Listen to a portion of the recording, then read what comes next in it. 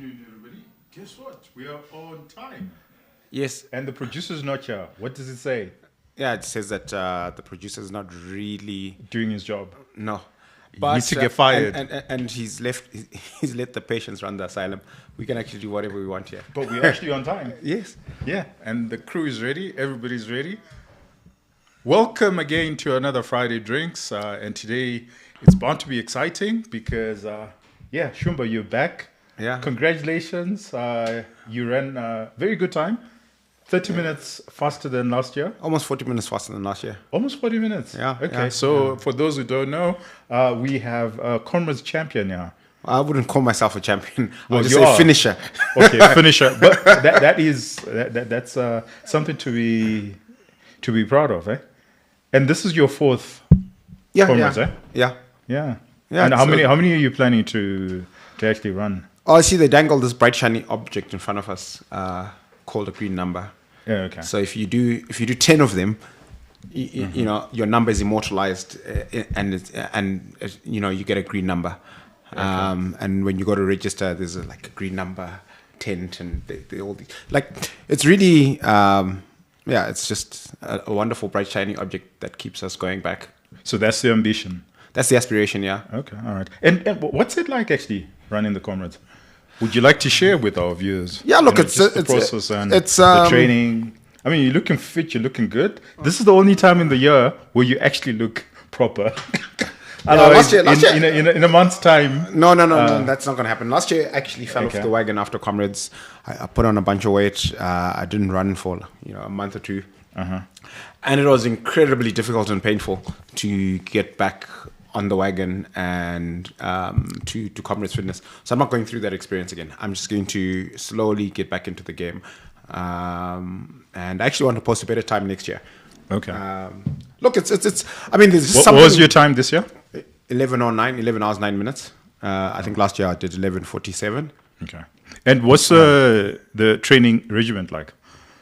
Yeah, you're running, about 50 to 60 Ks cumulatively every week, but you do that for 6 months leading up to Comrades. Okay. Yeah. I mean, it's good. It's good training. It's good discipline. It's good for you as well, I think. But yeah, the spirit out there is what's there's just this camaraderie that is just palpable. You've got people sharing their experiences. So there's a lot of awe and inspiration that is entangled with it, with the experience, as well as a bunch of pain and suffering on the actual day of the run on the route. Well done to you. And Pilsner has found it useful to actually sponsor the show. Yes. Shout out and to celebrate with you. Yeah, shout out to Pilsner. It's a fantastic, easygoing beer. And I'm delighted that they're back again as our sponsor. So shout out to Pilsner. Cheers. Yeah, well, they're celebrating with us, and when we celebrate with you. Well done. Yeah. So, and tell us a bit about South Africa. We just had elections, and you were in KZN. What was the mood like? Yeah, there was you've been humming to Amapiano. Amapiano is not music, by the way. You're not going to endear yourself to anyone, making a point like that. It's like Ben Shapiro on hip hop. No, look, there was actually some trepidation in the cohort that went down, that they might, because there was reporting that, obviously there were a lot of MK fans who were not happy with the results, and, there might be a bit of protests or even rioting. But it was actually incredibly peaceful. And, we didn't experience any problems. And in fact, apart from all the signage, all the banners with the different political party candidates and slogans, you would have no idea that there was an election. Yeah. Does that explain the low turnout rate? I mean, it was like 56, 58%? No. Does it mean that South Africans are generally disinterested in the politics of the day? No, I don't think. What's your reading? My sense is it's a functional, normal city, and after an election, life just goes back to normal. And so that's the sense that I got. And unless you actually prompted, them, I didn't hear a lot of conversations about the politics. People seem to have just, moved on with their lives. Yeah. And what are your thoughts on South African economy and the politics? I mean, we now know that there will be a coalition government. They say it's a GNU, but in essence, it's actually a coalition. No, actually, it's a government or national unity. I think, I think the essence of a GNU is at least 90% of the competing parties should actually participate. Yeah, so it's not like, I think, we might get lost in semantics here. But I think there is an important distinction in terms of where the ANC was coming from aspirationally. If they were just looking for a coalition partner, they would have just kind of cherry-picked that coalition partner and done a deal with them and carried on. But they actually were quite happy to have a big tent where every party would have a seat at the table. So the reason why the smaller parties that aren't in the GNU aren't there isn't because they weren't invited and didn't have a seat at the table. It's because they themselves say, look, we're not interested.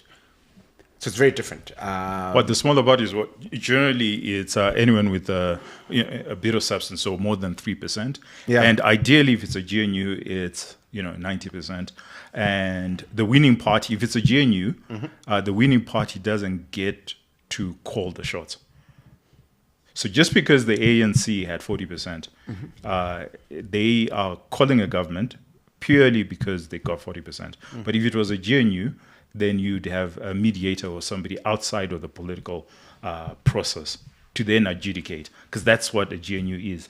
But I think, let's not get bogged down to the weeds. We can, because the producer's not here, and we can basically take it in whatever direction we like. Actually, we can. So if you actually go back to the history of post-apartheid South Africa, at the very beginning in 1994, the ANC had a more than 50%. They had more than 50% of the vote, and they didn't need to form a GNU. But Nelson Mandela was actually quite magnanimous, and he did.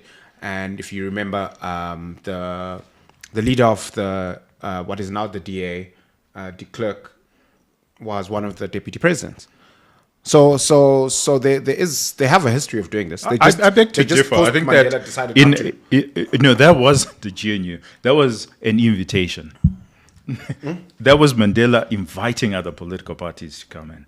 Because in essence, they had the majority. I think they got had the majority. 64%, right? So cabinet, they were making 64% of cabinet, which is quite different from a GNU. Because if they were to do a GNU today, ANC would only have 40% of the seats in cabinet. And that would be a minority, which is quite different from 1994. Yeah, but Mandela... And also, let's remember that in 1994, it only lasted for 2 years. Yes, but the point is, I think the important point here is to note that Mandela didn't need to form a GNU. He could have formed a government and a cabinet made up exclusively of ANC leadership, right? So he was actually quite magnanimous, allowing the other parties to have a seat at the table. Yeah, that's why it's not a GNU. So if you want the essence of what a GNU is what Zimbabwe had. And we've seen this in a lot of African countries, as well as in Europe, in the UK, post World War II, where you actually do have a GNU, and you can't have a competing party, calling for a GNU. But the ANC is the one that actually called for this GNU this time around, and they were willing to have everybody have a seat at the table. That's not a GNU. At the core essence of what a GNU is, a government of national unity. Look, I think you can't have a competing party. Let's go back to the economics of it, which I think is interesting, because what's good for South Africa economically, our biggest trading partner, is good for us economically as well. Absolutely, we can get into that. And so so if you take the political ideology out of it and just look at the impact on the kind of economic policies that the parties would promote. The EFF is a party of expropriation, right? They want to nationalize the mines. They want to do land reform, and that just without compensation. Yeah, I think that's the key. Whether you think it's just or not, it's bad for the economy, right? Absolutely. you know, I actually struggle to figure out what the economic policy aspirations are of the MK.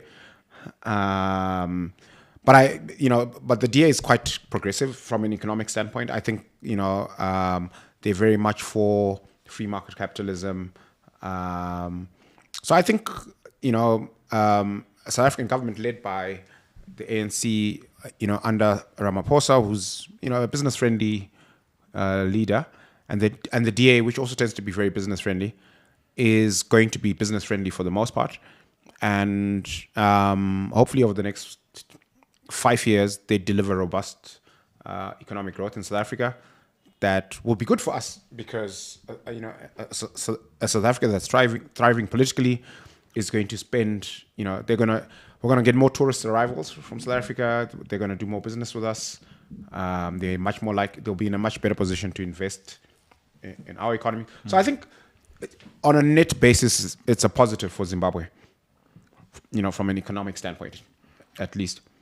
Yeah, I think I tend to agree with you, but not really the economics. I think the economics, if you look at South Africa's got structural problems. So I don't think that you're going to get growth in the next 5 years, but you get stability. And that is very important because where South Africa was going, it was now in negative growth territory and it was just going to increase. Right, the depression. So I think if you can stop that and you can get some sort of stability, they haven't printed, and this is why I think that a lot of investors will actually go into South Africa, less about the economic principles and economic policies that South Africa is going to implement, but the fact that you had a ruling party that lost an election, independent ruling party that lost an election, acknowledged it, and like you said, because you were in KZN post-election, it felt normal. Now, right across the continent, that's unheard of, right? Especially a liberation war political party, that's unheard of. But 30 years, every liberation political party, gets into this existential crisis. And we all know what happened in Zimbabwe. We all know what happens right across Africa. So for the ANC to do this, they've done something that is very important, and I think it's good for South African economy. It's also good for Africa because this is good news in Africa. Why I say it's good news in Africa? Because if you look across the continent over the last 5 years, we've had more coup stories than ever before. More than the 60s, right? Yeah. And this is a bright spark, a bright moment in Africa where an ruling African post-liberation political party loses an election, accepts the results, and is willing to work with other political parties. That is just fantastic news. And that's fantastic news right across Africa, and we should celebrate it. Never mind the economic policies, because I think that it's going to be very difficult, even for the DA, to push its agenda. It's just not going to be possible. And within the ANC itself, we need to keep in mind that we still have a very significant portion that is still on the radical economic transformation agenda, right? It's still part of the ANC. So I think that there's going to be a lot of policy gridlock, but it's okay because what they've done is they've showed us, especially in Africa, that it's hilarious that they call it radical economic transformation. I mean, it's like, and they spin it as a positive. They really should call it radical economic destruction. Idiocy. Well, I wouldn't be that unkind, but yeah, it's definitely destruction, right? Because if it's idiotic. I mean, let's call it for what it is. No. It's destructive and idiotic. Because you're not going to get the outcome that they're looking for. Because if it's a positive transformation, right? It's probably it means it's an accelerant of economic growth, right? And we know everywhere this sort of thing has been tried. It's actually not just it's not an accelerant of growth.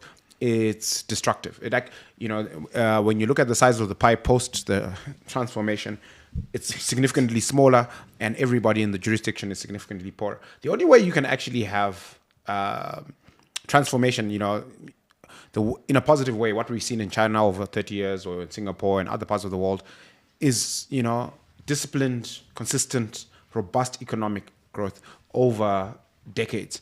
And that's not, you can't wave a magic wand and make it happen. You can't take from a bunch of haves and give to have-nots and then you've solved the problems. You actually need to grow the pie. And it's a painstaking, difficult process. Actually, that you have segued into this, maybe you can answer this, because it's something that bothers me quite a bit. And maybe the audience could also help chime in on this, because it bothers me quite a bit. Why is it? Because, I can't imagine any political party or a politician in Nigeria or in Kenya trying to introduce, radical economic transformation or nationalization or, any of that idiotic socialism that we see happening in Southern Africa. Why is that? Why is it that these political idiocy, okay, let me not call it idiotic. I might get into trouble. But yes, you might actually get into trouble. Why is socialist ideas, why do they find ground in Southern Africa and not in Eastern Africa or in West Africa? You'll be laughed off. I can't imagine somebody who's very political or who starts a political campaign and wants to nationalize everything in Nigeria. It's just like impossible. Yeah. So I'll zoom out a little bit to help you answer that question and just talk about the average human being who has never studied economics formally, right, to a high level. Like, take myself, for example, right? For the longest time, I subscribed to socialist ideas. Socialist ideas, the reason why they're intuitive and they're seductive, right?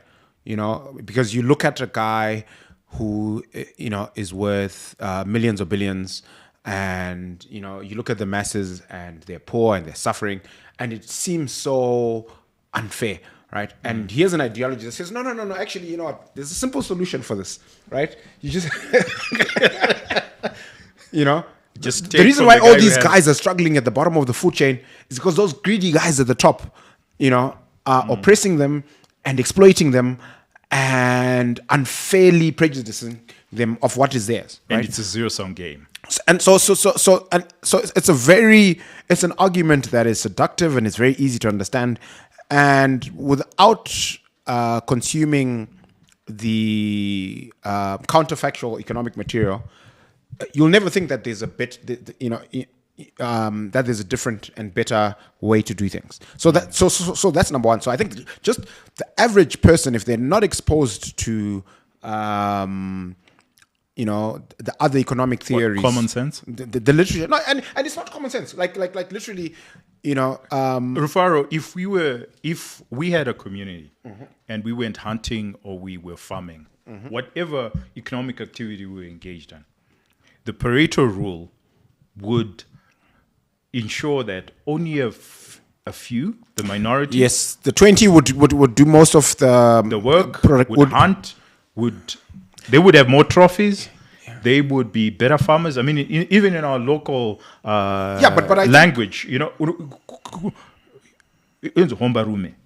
guy, right? Yeah. We have these sayings that there are people who will be far better than the rest of us. Yes. And we didn't find it problematic. We didn't say they must share. They didn't even need to share. Yeah, but it was purely their benevolence if they were to give to the greater society. So I don't think it's intuitive. I think that socialism is actually counterintuitive. Because everything, if you look at writing, if you look at painting, you go into class, the guy who does well tends to sweep all the prices. And we're okay with it when we were in class, right? The guy who comes out as number one, we were perfectly okay with it because we went back home and we're like, you know what? I'm going to try harder and I'm going to beat him. That is what's, or her. And that's... Yeah, we've had a couple of women on the show, so yeah, we have to be politically correct there. Thank you very much for that. But anyway, the point I'm trying to make is every bit of our society, we're quite happy with anyone getting all the accolades. an Olympic runner who sweeps all the prizes. And we're perfectly fine with it. Yeah. And yet, this one single thing that Elon Musk can make $46 billion, and we have a problem with it. Or that we can have billionaires in South Africa in a sea of poverty. We have a problem with it. But yet in class, when somebody comes out as top, nobody thinks about the guy who came last and say, but, they got zeros. And we should take from the guy who passed all these subjects and give the guy who had zeros. And we're perfectly fine with that. If you look at writers, only 1%, or even, in fact, they say it's 1% or 1% of writers who take 99% of the money. Most writers don't make any money. Don't make any money at all and cannot survive on their literature. Yeah. But we find it perfectly fine. We're okay with it. But the minute we come to economics or we come to business, there's this idea that we must share. Where does it come? Where is it coming from? And I don't think it's intuitive. No. When it's put across, it sounds intuitive, right? So that's probably it's sexy. It's seductive. It's seductive. It's sexy, but it's not intuitive. Okay, I'll drop the intuitive adjective. It certainly is seductive. Yes. Right. This idea that the reason why I have much less is because the system is rigged against me. Is somehow unjust, and the guys at the top are cheating or gaming the system somehow. So we need to level the playing field. We need to redistribute. And obviously in the historical context of imperial colonialism, you then make the case that actually none of these guys would have any of this wealth if their ancestors didn't abuse mine. So there's a major injustice that took place there that we need to correct for. But the reality on the ground, in terms of what works from an economic theory standpoint, is that it's clear as day. The only way you can emancipate people sustainably from poverty is through robust economic growth, and that's not a seductive story, right? It's hard work. It means the transition might actually not happen in your lifetime. Right, it might happen. Your kids might be the beneficiaries, and if they're unlucky, it might only be your grandkids, right? And that's a bitter pill to swallow. So it's not as seductive as let's just take from those guys, and then we'll soon be let's so much come better. back to the question. So to the Kenyans and the Nigerians, why is that? I think it's very attractive in Southern Africa. I think they pay their school fees because they got independent much earlier than us. And they ran some of these socialist experiments much earlier than us. And they reaped the bitter harvests of those experiments. And they pivoted, right, to what works. And the reason why you are unlikely to encounter a Nigerian or Kenyan who's all for socialism and wealth redistribution, that sort of thing, is because they ran that experiment and they know that it doesn't work. And, I actually think one of the reasons why... the rhetoric coming out of a party like EFF for nationalism and land reform isn't as seductive in the South African market is because they've had the benefit of watching the Zimbabwean experiment, right? And they know all these, educated people who are working there as maids or waiters or waitresses and that sort of thing, who... have economic refugees who've explained to them, how tough things have been in Zimbabwe. So they do actually have a sense for some of these far left policies and what the economic outcomes are. So you're saying they have Zimbabwe as an example? Yeah. So when a demagogue tries to tell them that no, your problem is actually white. What do they call it there? White monopoly capital. White monopoly capital. So if we just take from these guys and we just we everything's going to be okay. They'll be like, we know a place close by that ran that experiment. They're not. It's not a land of milk and honey. So maybe you're not telling us the truth. And they're a bit more reticent to... I think you have a point there, Rufaro, because one thing, it's not like I'm a great admirer of the ANC. Ideologically, we're far apart from the ANC, but I'll give them this. And, you might have a point there, especially when you look at Zimbabwe. It's, they've kept the independence of the South African Central Bank. They didn't print. It was clear that they were losing an election. Everywhere across Africa, Latin America, in Asia, when a governing political party is under pressure, we've seen it even in America, the printing press. They press on the accelerator, an accelerant on the printing press, and they just print, right? And yet the ANC, when it had a majority, didn't print. That's impressive. I have to give the devil his due. And I think that part of it is looking at Zimbabwe and realizing that if you print, these are the consequences, and they will be with you for the next 50, 100 years. They don't go away. Argentina is a very good example. Venezuela is a very good example. Once you start the printing press, once you start printing, it doesn't go away. Yeah, but I just think that it's interesting that you say that, because this, even I remember distinctly during the global financial crisis, 2007, 2008, South Africa actually weathered that storm incredibly well, because they had less debt and they were just much more disciplined about how they ran their banking system. And I think they just, institutionally predisposed, to do things that way. I think a lot of it has to do with the legacy of apartheid isolation. So the apartheid regime went through several years under sanctions, and not able to properly access global capital markets, and they just had to operate with a certain high level of resilience. But we had something similar under Rhodesia, and I think that institutional culture, they were somehow able to keep it. I think one of the things that it's actually quite interesting why the two are different. I mean, I know that in 1980, for example, a lot of the civil service was offered offshore pensions and left.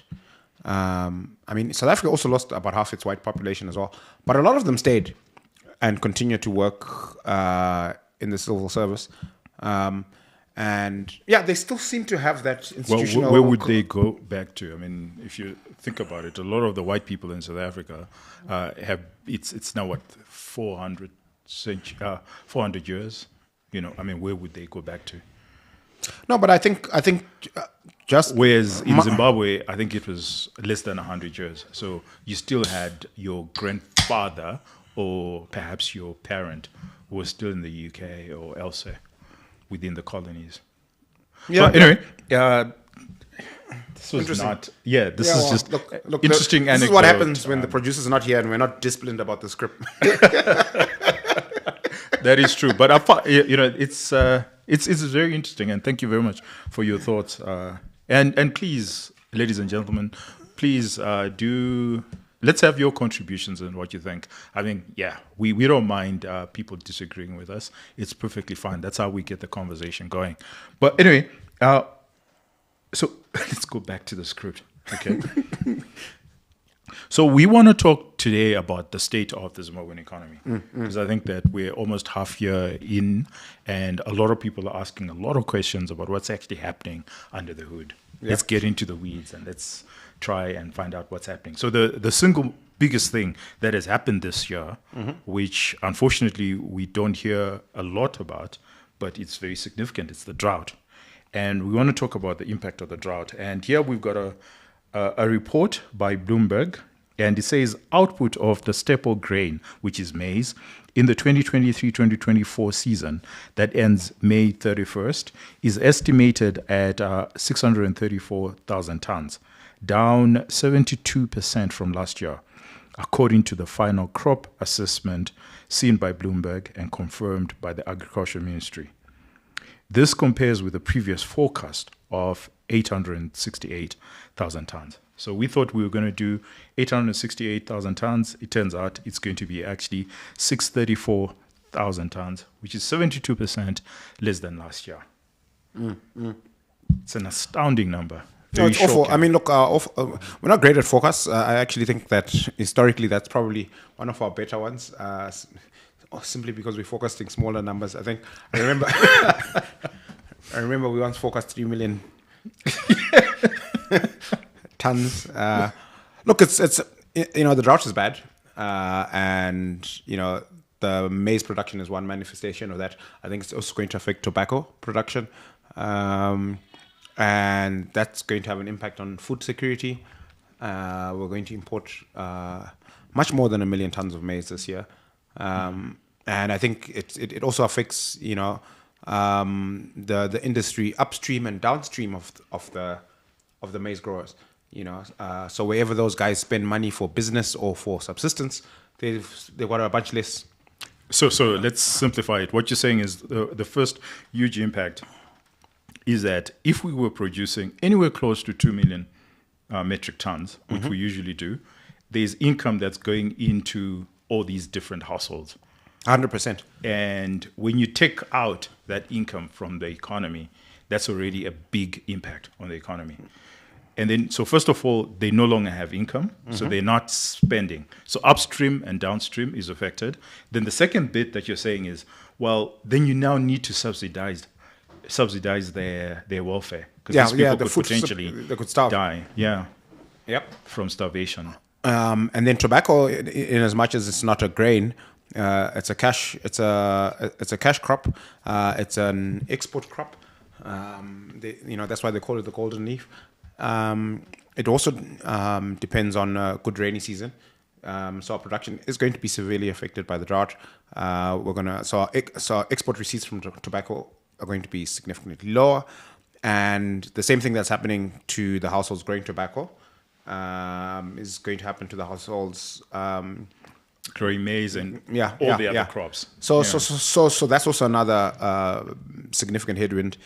And obviously imported maize is actually more expensive than maize that we actually grow on our own. Okay, although in our infinite wisdom we often pay more than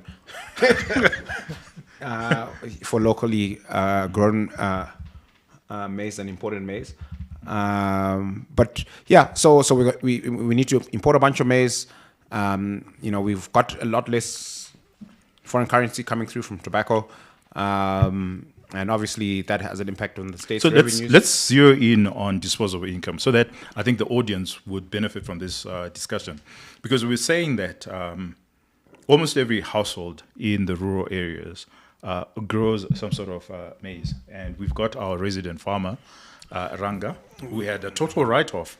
Yeah. Right? And if he didn't have a total write-off, there was a bit of income that he would have generated in 1 month, or let's call it 6 months of the year, where he was going to buy maize meal. He didn't need to buy maize meal because he actually had what he had actually grown. So we're saying effective demand actually comes off. Yeah, aggregate demand is going to take a beating. Takes a hit because the majority of people actually grow maize and they sell that maize to GMB or wherever, and now suddenly they don't have that income, so it comes off. Yep. Then the second bit is where the state was using certain income revenues for whatever other activities, now needs to redirect that income towards food security and welfare for people who are in very vulnerable situations right across the country. Yeah, so they have to redirect. Which happens to be a number that runs in the millions. So if this is common sense to us, why is it Minister Mtuli hasn't come out and very clearly articulated the state of affairs of our economy, and that whatever he had budgeted for, he has to switch it around? Why hasn't he come out? And this is halfway in, and he hasn't come out to the market and actually explained this to us. Yeah, well, let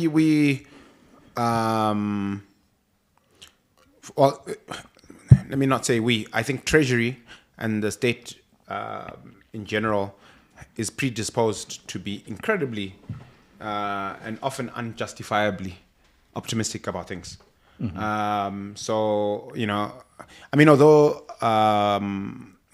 the president did point out that we need to raise about $2 billion for food security, so that's a big number, and that's a big signal. That's also questionable, because if we were to import all our food requirements, maize, and call it 2 million, and we say we're buying double the price, the world price, that's $300 a ton, that comes to about 600 million.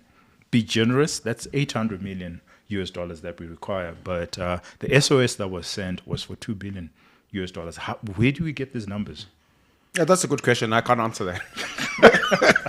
So, and that's the necessity of the Ministry of Finance actually coming to the market and explaining, because, we are supposed to know these numbers, but we can't make heads or tails of these numbers.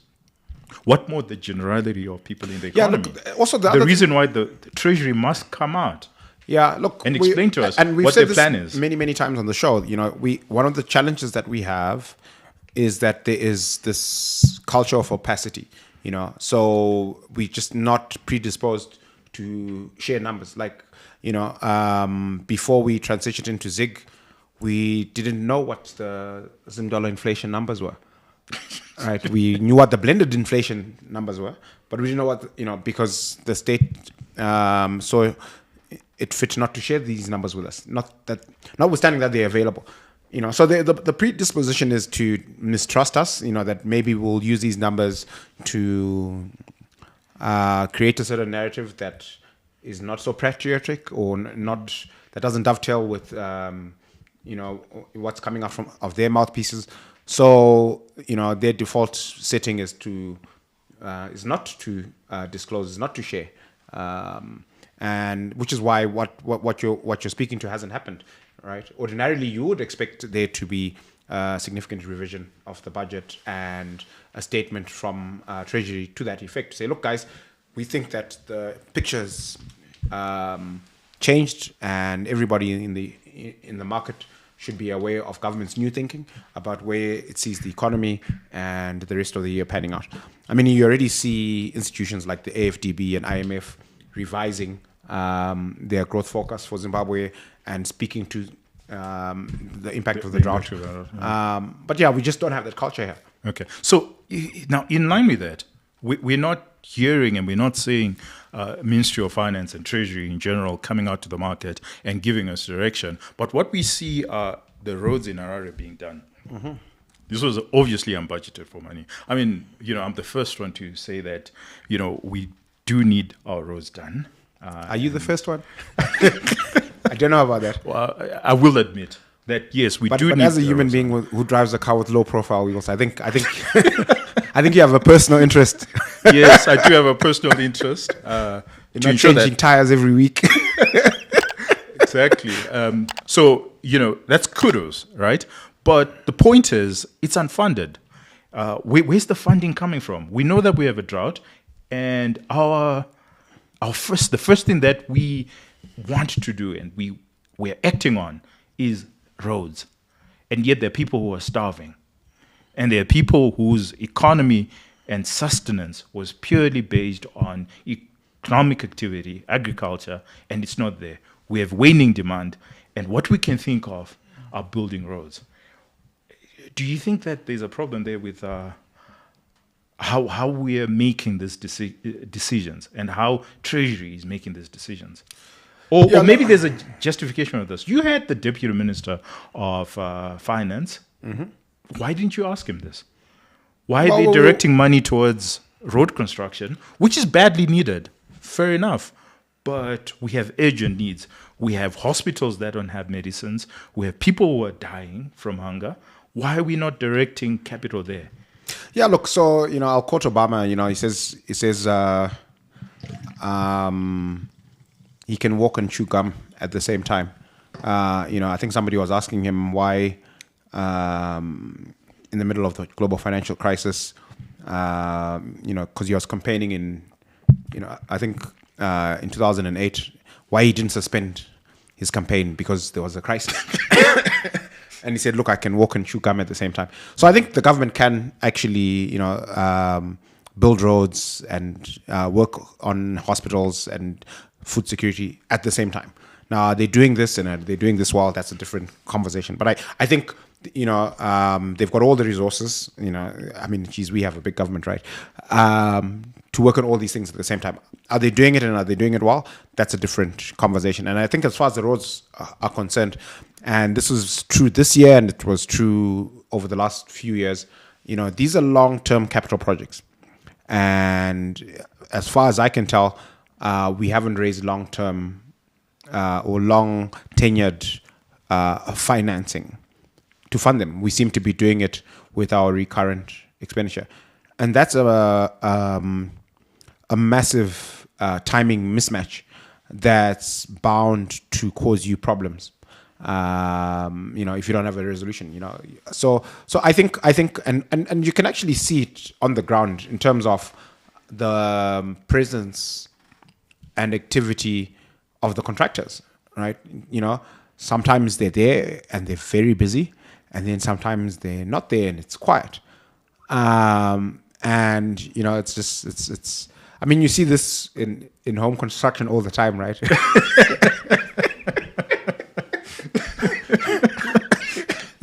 There's these starts, when people are shot, there's these starts and stops. It's not supposed to be that way. Like once you start, you just move until you're done, right? And I think this wasn't budgeted for. And I think so. Look, the urgency comes from SADC, and that's going to be a few days. And I'm the first to admit we do need our roads. So I think, and that speaks to a broader discussion about the way the government funds its operations, both recurrent operating expenditure and its capital projects, right? From the taxes that we paid, is increasing IMTT to 2%, is it going to produce the outcome that we're looking for? Is it going to double the actual nominal IMTT collection, or is it is that the economy is just going to go underground? Is that we have the millers saying that they're going to import directly from Brazil. This is yellow maize, and they're looking at 400,000 tons. So this is not the government. This is not GMB importing. This is the millers, yeah. Does it change Treasury and RBZ or the monetary system profiling? Does this make an impact? Because since it's private sector that's doing it, and they're going to import, does it change revenue? Does it change the monetary system? How does it impact? Or there's no impact whatsoever on the fiscus? I don't think it has this. Look, I think obviously to the extent that there is anyone in the private sector importing these things that affect food security, it relieves some pressure from the fiscus. So it's 400,000 tons that the fiscus doesn't have to import, which is good, which is fantastic.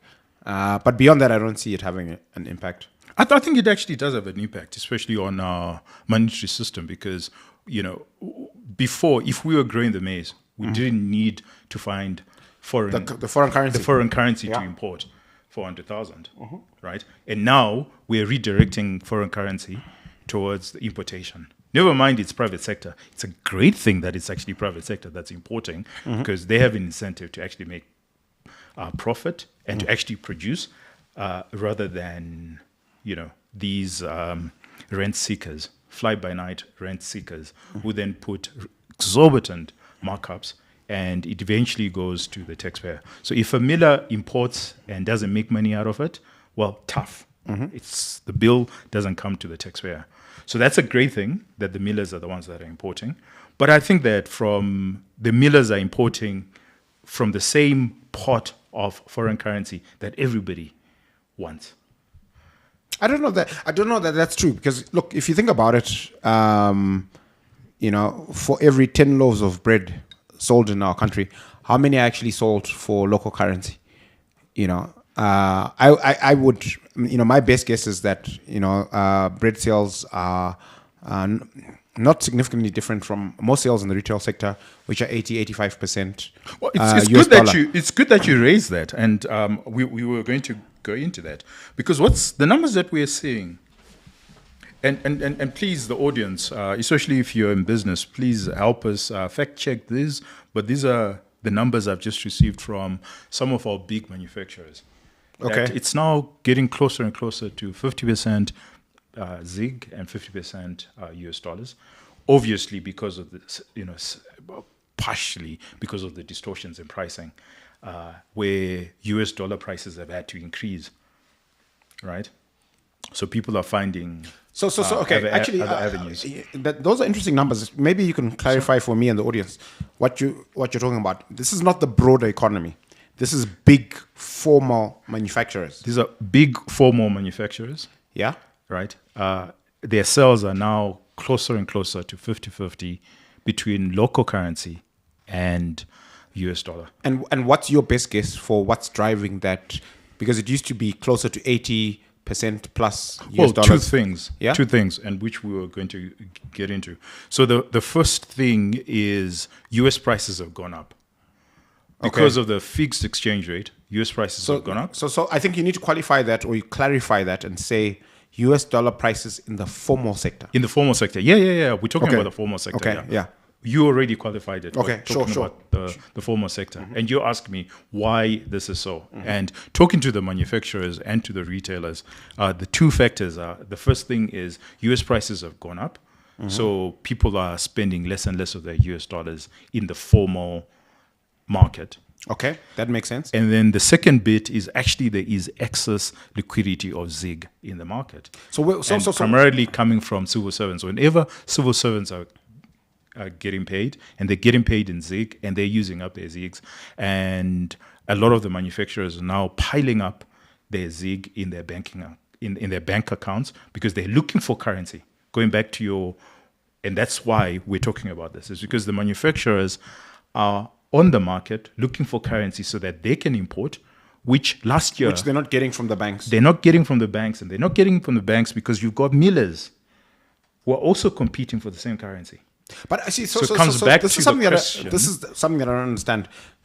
The fungibility of ZiG into US dollars. Because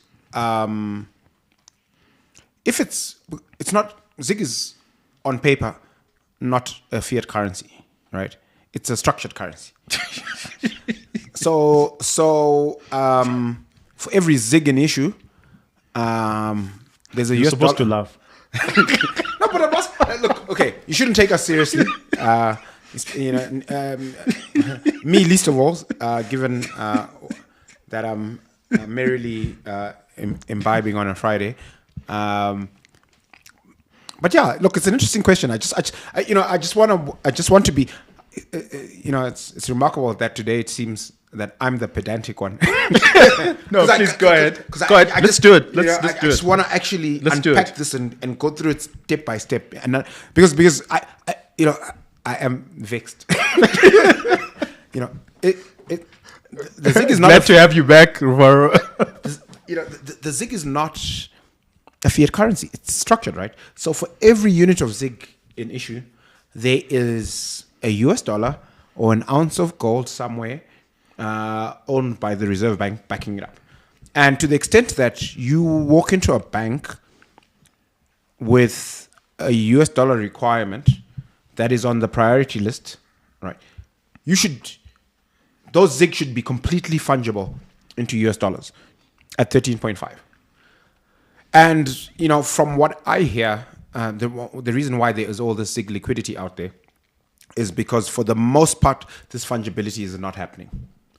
So what happens is somebody who... So it's not a structured currency. Well, okay.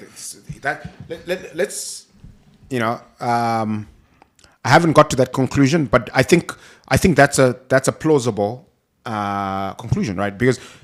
But I just want to try and wrap my brain around where this ZiG liquidity is coming from and how it's arising, and perhaps proffer some suggestions for how it can be dealt with. So what happens is a business that would otherwise have changed their ZiG or applied their ZiG to pay a foreign invoice finds that they can't, right?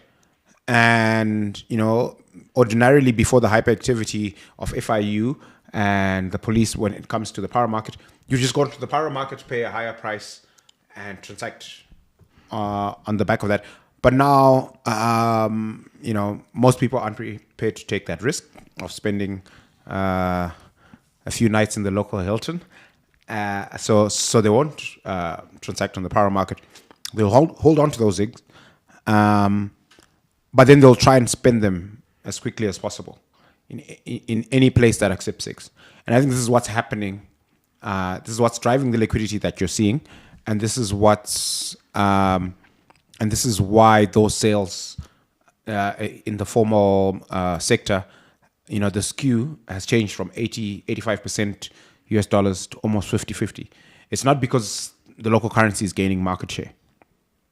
It's because there's a lot of people. No, it is. It's literally gaining market share. No. In the broader economy. Yeah, in the formal business, sector is gaining market share. It is getting market share. Because that's literally. Because that's the only place where you can dispose of it. Yeah. But I actually think that this is. You see, as long as the manufacturers on the other side are not able to meet their import requirements with those zigs, all that's going to happen is that the inventory holdings are going to shrink until they disappear. Well, that's the worry. That's why we're talking about it, because if the governor is listening in, he has to understand this, that we've got a big problem, a big tsunami brewing ahead of us, and we need to deal with this issue because it is a big issue. The problem that we have is if it was I wouldn't call it a tsunami. That's rather melodramatic. Well, but it is definitely a big problem. And I'm going to be melodramatic if you say I'm being melodramatic, but I think you can't come onto the market and tell us that it's a structured currency, and tell us that there are only 80 million of these structured currency. And yet, when people want the money, when they want US dollars, ZIG and they want the US dollars, you're not giving them.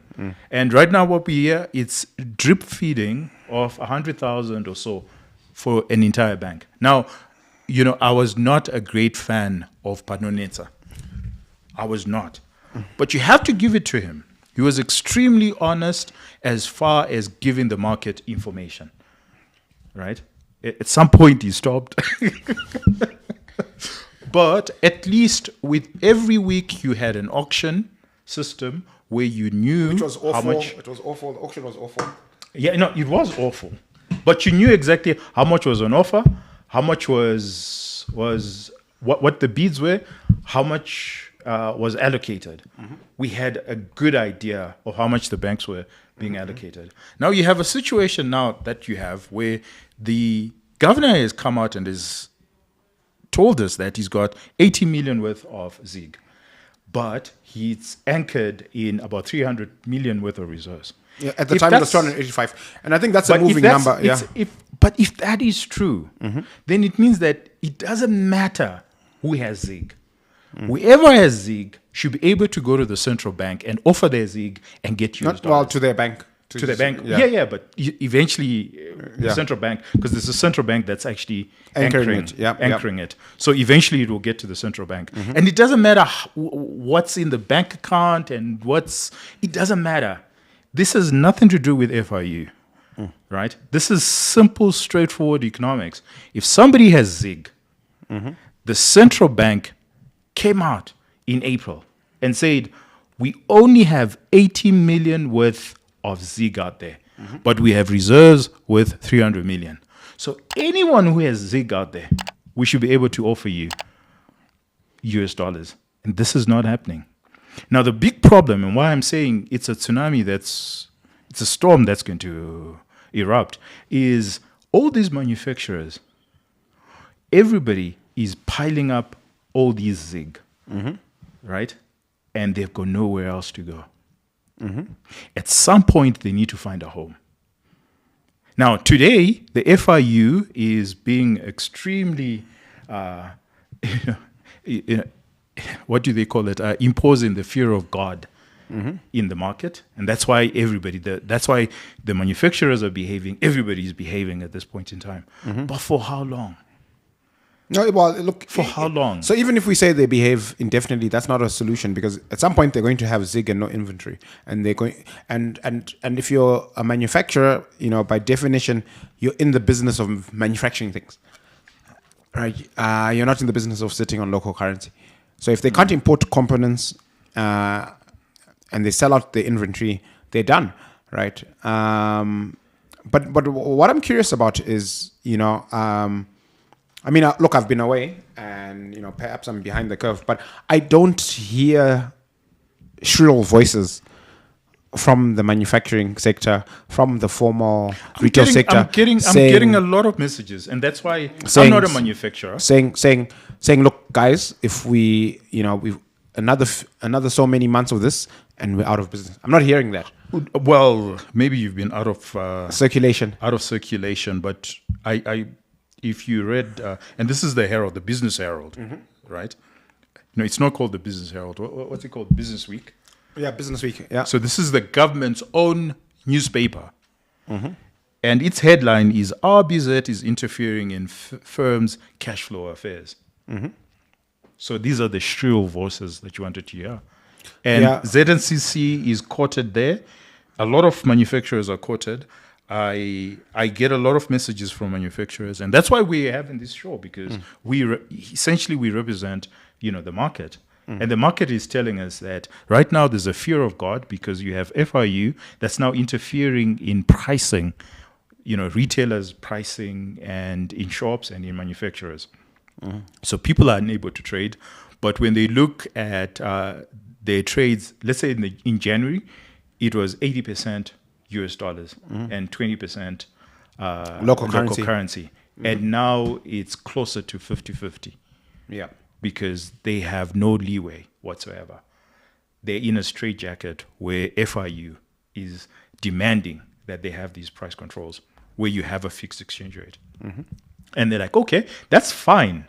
But now in my bank, I'm piling up all these ZIG, and I don't know what to do with them. Yeah, that's the problem.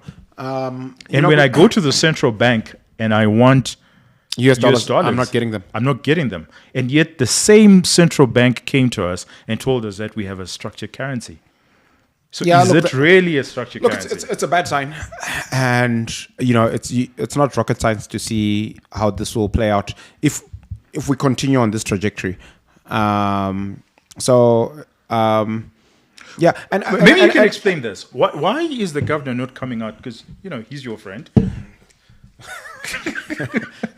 Could you explain to us why he's not coming out with information? Why is he not producing? Why is he not doing what Panonetsa used to do? Give us weekly information. Tell us what's actually on the interbank market. We know that the surrender is happening, and that's 25%. And if you look at our exports, that's close to 100 million, 150 million US dollars a month, just using the surrender requirements. Where's that money going to? Why can't we have that information? The last data point that we have was in March. Yeah, look. I think everybody would be better off. Yeah, if we had better transparency in terms of these sort of numbers. For example, there was 80 million US dollars worth of ZIG in issue when we transitioned. Are we still at 80 million? What's that number?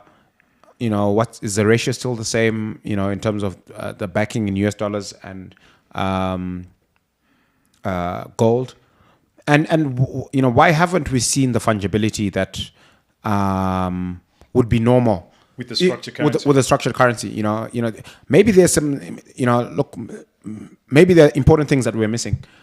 But I think if we don't have that conversation, if we don't have that clarity, and we continue on the trajectory that we're on, what you're going to see next is shortages of items, of goods and services that have an import component that is not being satisfied. For all its, for notwithstanding the perception of how evil the power market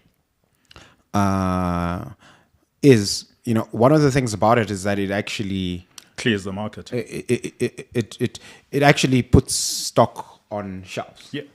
It's a price discovery mechanism. That's why it's called a market. It's a price discovery mechanism, and it clears, and it gives you the true price of ZiG on the marketplace, which we don't have at this particular point in time.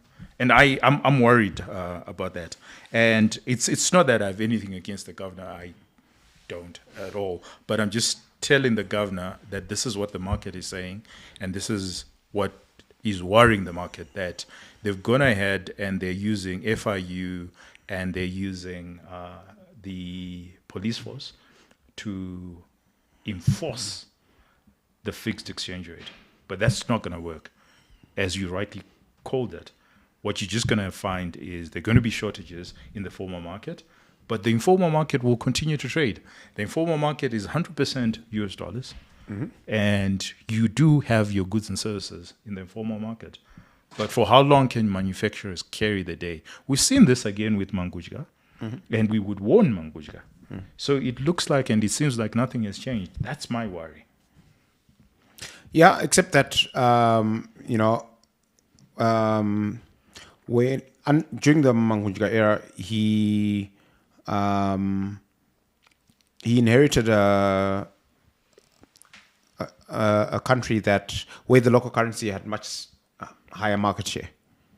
You see, whereas now, if you look at where we were in April, the market share of the local currency was only, on a good day it was 20%, on a bad day it's less than 10%. And in the formal market, we're talking about big manufacturers. Yeah, no, I'm talking about across the economy, right? And I'm saying on the path that we're on, we're just going towards dollarization. We're going towards de-industrialization of the formal sector. We're going towards destruction of the formal sector, and it's bad for us who actually operate in the formal sector. But it's also bad for the fiscus that collects its revenue mostly from the formal sector. So it's the outlook is looking quite bleak. Based on where the forecast is perhaps a tsunami. But anyway, well, I'm not going to be melodramatic and call it a tsunami, but that's for another day. I think we've had our share of this. We were actually on time, and notwithstanding the absence of the producer. Good to have you back. Yeah, it's good to be back. It's good to be back. Although, I was hoping to be pleasantly surprised by some miracle pivots on arrival, but alas, I think it's good news in South Africa. Yeah. I think that should rub off at some point. Yeah, to Zimbabwe, hopefully. But thank you very much for coming and joining us on this particular Friday Drinks. If you have a comment or something you disagree, please comment and share your experience, especially with this. We've just heard from the big manufacturers that it's now more 50-50 ZiG and US dollar, which begs the question, where's this ZiG coming from? But a lot of it is coming from civil servants.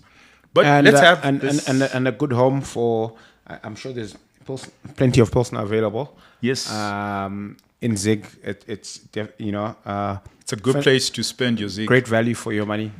So cheers to that and Pilsner. And Pilsner, thank you very much for joining us, and see you next time. Have yourself a wonderful weekend. Cheers.